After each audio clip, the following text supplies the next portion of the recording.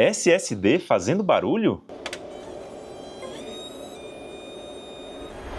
Será que existe um SSD mecânico? É isso que nós vamos descobrir até o fim desse vídeo. Bom, em um HD existem componentes mecânicos, o motor, o braço das cabeças de leitura, o disco, tudo isso, se houver alguma falha, algum tipo de atrito, ele vai gerar ruídos diferentes, cliques, algum som de rigidez, como se estivesse arranhando esse disco. Já no SSD não existe nenhum componente desse, é totalmente eletrônico, apenas uma placa com diversos componentes. Então, por que esse dispositivo está apresentando tanto barulho assim? É isso que nós vamos investigar agora. Então agora, vamos à nossa investigação. Vamos analisar esse dispositivo aqui na nossa bancada de eletrônica para identificar o que pode estar havendo neste caso. Se esse dispositivo está com alguma falha num capacitor, se está em curto, se a memória está danificada. É agora que a gente vai entender o cenário deste cara aqui. Vem comigo. Então aqui eu já tirei os parafusos. Vamos fazer aqui a abertura. O dispositivo já está solto aqui em nossa case. O SSD em si é isso aqui, apenas essa plaquinha. Todo o restante é apenas ali uma carcaça, né? Uma case, para que ele não fique tão exposto assim, certo? Então vamos dar uma olhada aí no nosso microscópio, se já identificamos de cara algo errado, algum componente que pode já visivelmente estar queimado, né? Ele pode estar ali esturricado, ou algum mau cheiro que a gente possa sentir aqui também já na bancada, ok? Então agora aqui em nosso microscópio, a gente já começa a buscar entender aqui se tem algo visivelmente queimado, né? Buscamos por alguma anomalia nessa placa para entender se existe um dispositivo em curto. Aparentemente não há nada em comum nesse dispositivo, nenhum capacitor com uma coloração que nos chame a atenção, um dispositivo bem novo também, sem nenhum manuseio aqui, não houve tentativa aí de aplicar calor nesse cara para tentar voltar ao seu funcionamento.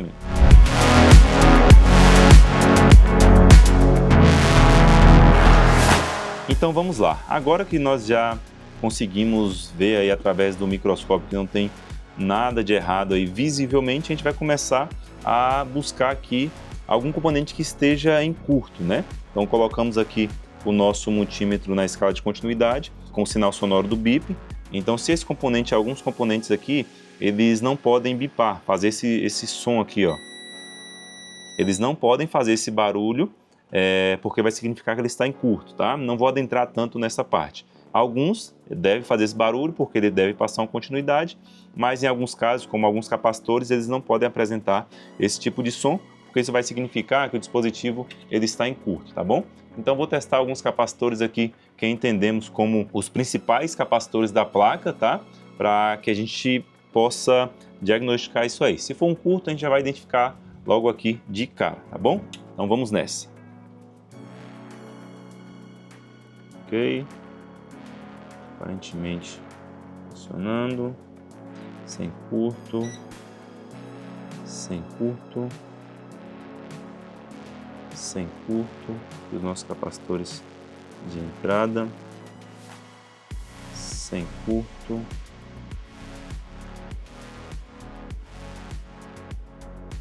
Curto. Vamos testar agora os capacitores mais próximos da memória, que é responsável por receber e passar energia ali para essa memória. Também ok. Ok, testamos sempre esses componentes ao redor das NANDs, né, do chip de memória aqui, quando não tem nada ali nos componentes de entrada, tá bom? Ok, normal. Já testamos, ok.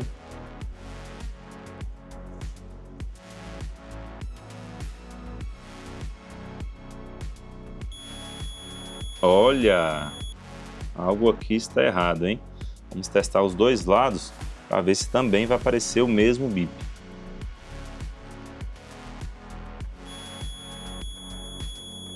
Sim, a mesma coisa. Então achamos o cara aqui, certo?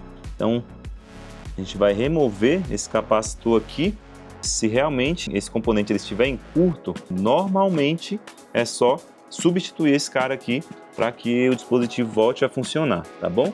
Então vou trocar esse capacitor aqui e vamos ver aí o resultado, ok?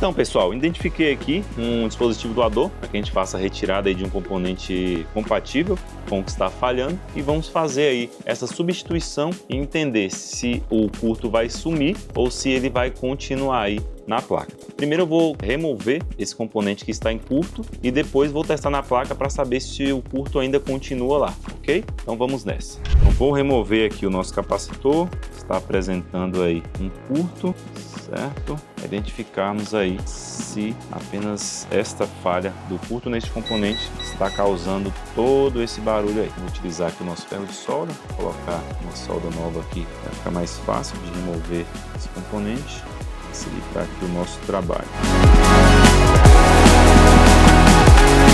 Então agora que nós removemos o capacitor da placa, eu vou testar na placa para saber se o curto sumiu. Se o curto não estiver ali no local onde estava o componente, significa, teoricamente, que esse componente que a gente removeu realmente estava atrapalhando aí, cortando a tensão de energia e ele estava danificado, está em curto, ok? Então se vocês ouvirem o bip, aí significa que essa placa ainda está em curto. Se não ouvir nada, significa que a placa está boa, tá? Não tem curto, sem nenhum tipo de bip aqui, sinal sonoro do multímetro. Agora eu vou remover o componente da nossa placa doadora e vou colocar no lugar desse capacitor aqui para identificar se nós resolvemos aí esse problema.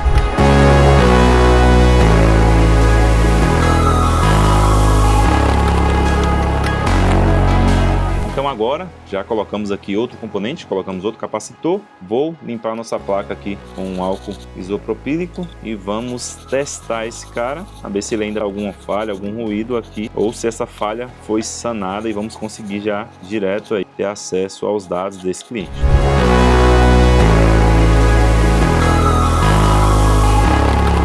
Então agora a nossa placa já com componente doador, vamos testar em nossa ferramenta e saber se a gente já tem acesso aos dados aqui ou se o barulho ainda continua, se ainda continua algum curto, tá? Nesse cenário eu não quis testar mais nenhum componente aqui depois dessa troca para que vocês vejam conosco aqui na íntegra. Eu vou testar primeiro em uma fonte para não ter nenhum tipo de problema e depois a gente liga na nossa ferramenta e vamos ver se a gente vai ter acesso a esses dados aí. Vamos lá. Então, pessoal, agora vamos testar aqui na nossa bancada, identificar se esse cara vai reconhecer ou não. Eu testei o capacitor, acabei não mostrando aí no vídeo e ele não tem mais curto, tá? Nesse exato local. O capacitor já estava bom, já sabia disso, mas quando eu coloquei na região aqui, no local exato dele, não apresentou nenhum curto. Então isso é um bom sinal, mas mesmo assim eu vou testar aqui agora na nossa fonte, ver se o dispositivo vai parar com aquele barulho horrível que estava apresentando aí, e após isso, se estiver tudo certo, a gente vai testar aqui na nossa PC3000 Pro, tá bom? Então agora eu vou ligar aqui na nossa fonte, vamos ver se esse dispositivo vai parar com o ruído que estava apresentando, você vai dar algum sinal de LED aqui. Ó, o dispositivo demonstra que ligou aqui, certo?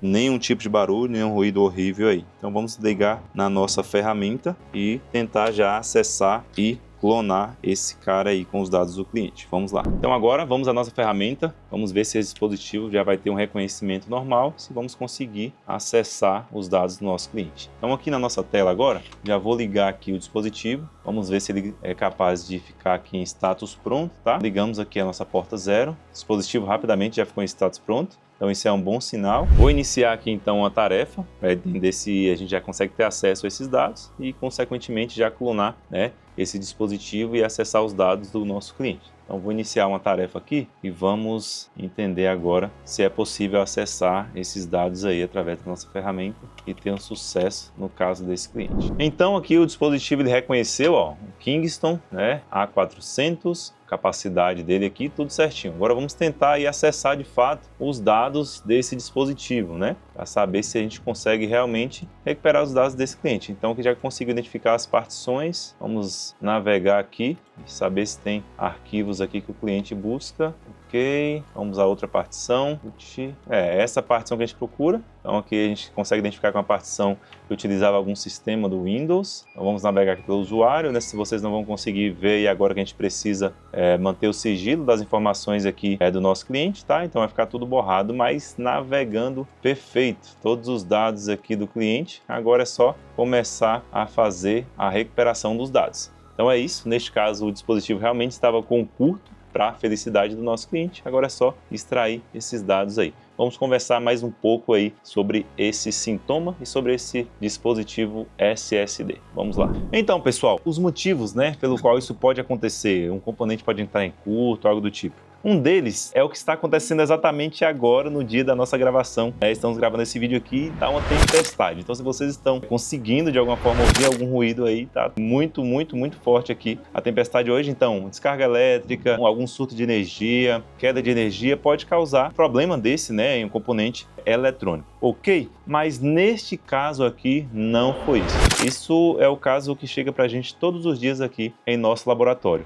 O que é? Falsificação dos SSDs. E neste caso, é bem comum, eles estão utilizando exatamente a carcaça original de um SSD da Kingston, mas nós conseguimos identificar através de algumas características que vamos mostrar para você aqui agora neste vídeo, de como identificar que esse dispositivo ele é original ou ele é um dispositivo falso. Então, a eletrônica desse cara é totalmente diferente de uma placa original. Os componentes, a qualidade disso, Então, por isso que falha muito esse tipo de dispositivo. Então, vou mostrar para vocês aqui na prática como vocês podem identificar e por que esse dispositivo aqui é um SSD falso. Como identificar um SSD falso? Então vamos nessa. Então vamos lá. Primeiro, esse aqui é o nosso SSD falso e esse é o original. Podemos notar que na grande semelhança da carcaça, é quase impossível a gente bater o olho aqui e identificar que esse dispositivo aqui é um dispositivo falso. Algumas características que eu vou passar para vocês aqui agora, para que vocês consigam identificar qual deles é um SSD falso, se você caiu num golpe ou se ele é um dispositivo da Kingston original, tá? Primeiro ponto, esse lacre, esse lacre ele tem o que nós chamamos aqui de casca de ovo.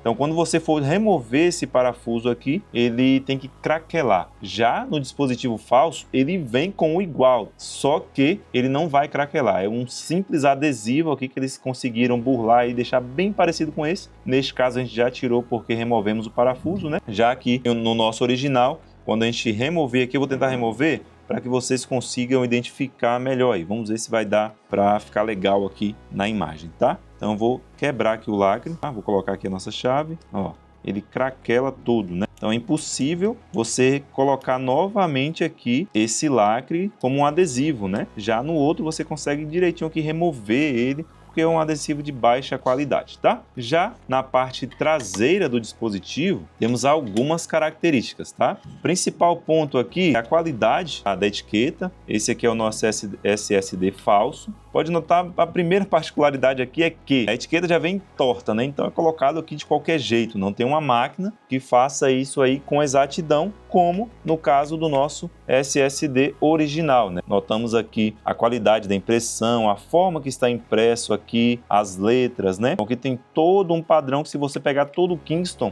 deste modelo, vai ter o mesmo padrão, tá? Aqui já na outra etiqueta do SSD falso, não vai ter padrão algum, essas numerações aqui de número de série vão ser aleatórias. Se você colocar nesse QR Code, você vai para uma página aleatória. Já no QR Code aqui do original, com certeza vai para uma página oficial aí da Kingston falando sobre esse dispositivo, ok? E por último, mas não menos importante, é uma dica imprescindível. Vamos lá, primeiro pelo original. No original, todo o dispositivo da Kingston, vocês vão notar aqui, ele tem uma numeração, tá? Como esse dispositivo ele é um SSD de 240 GB, ele vai ter aqui, 240. Já no nosso SSD falso, não tem nada, gente, não tem nenhuma numeração aqui. Tá? Quando é original, se for 240 vai ser 240, 480 vai ter a numeração 480 e assim sucessivamente, ok? Então essas são as dicas para que vocês consigam identificar o que é um SSD falso ou não. Então essas foram as dicas para que você não caia em um golpe, para que você consiga identificar o que é um SSD falso e o que é um SSD original. Então se você gostou desse vídeo, já comenta bastante aí sobre esse conteúdo, se você já caiu em algum golpe, já comprou um SSD ou se você está olhando agora aí se o seu SSD é falso. Já compartilha com seu amigo também que está precisando comprar aí aquele SSD para fazer aí um upgrade no seu computador, tá bom? Então compartilha, curte aí a nossa página e valeu!